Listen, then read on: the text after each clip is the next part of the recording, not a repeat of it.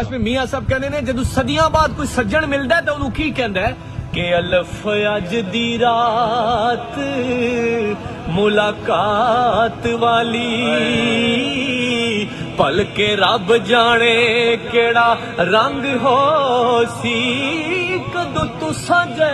बिछड़े यार मिल सने कदों भला भले बड़ा संग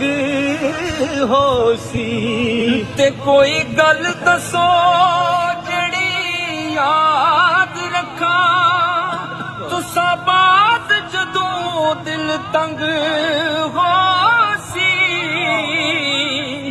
मेले फिर मुहम्मदा किस्मतां दे ओ किथे शम्मा ते किथे